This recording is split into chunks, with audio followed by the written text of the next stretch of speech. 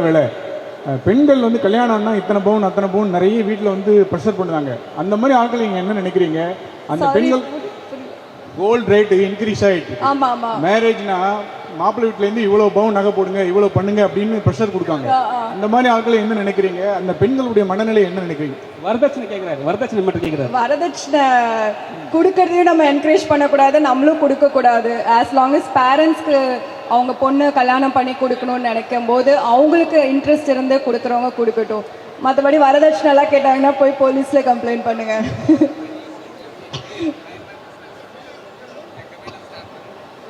Hello ma'am. Actually பொண்ணு அப்படின்னாலே அழகு. பெண்களுக்கு வந்து நகை போட்டு பார்க்கும்போது அது இன்னுமே அழகாக இருப்பாங்க. ஆமாம்.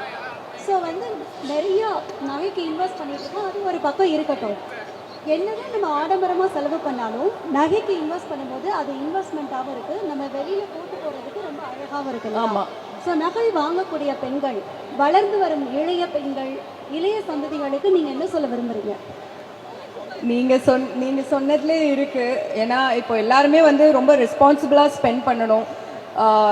பணம் இருக்குன்னு செலவு பண்ணாமல். ஏன்னா இப்போ லேண்டாக இருக்கட்டும், நகையாக இருக்கட்டும், எல்லாமே இன்னும் வருஷம் போக போக இன்னும் அதோட வேல்யூ அதிகமாகுது. So I personally feel investing in gold and land are like ரொம்ப முக்கியமான ஒரு விஷயம். அது டெஃபினட்டாக எல்லாருமே அதை பண்ணணும்.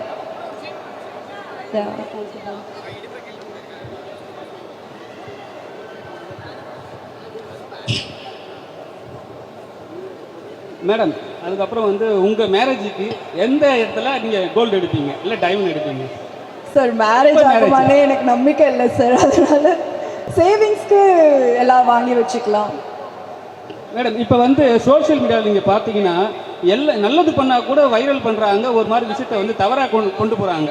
சாரி, சோஷியல் மீடியாவில் நம்ம நல்லதே பண்ணாலும் அது வந்து வைரலாக பண்ணி தவறாக கொண்டு போகிறாங்க. அதை பற்றி உங்களோட கருத்து என்ன?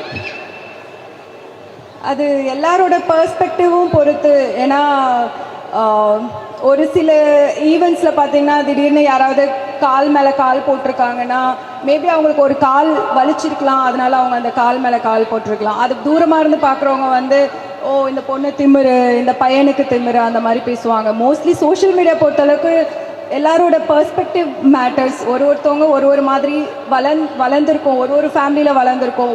ஒரு சிலருக்கு இது தப்பு இது கரெக்டுன்னு இருக்கும். அதனால எல்லாருக்குமே ஒரு ஒரு ஒரு ஒரு பெர்ஸ்பெக்டிவ் இருக்குது. ஆஸ் லாங் அஸ் நம்ம நல்லா பண்ணுறோமா, நம்ம நல்லா இருக்கோமா, அது போதும்.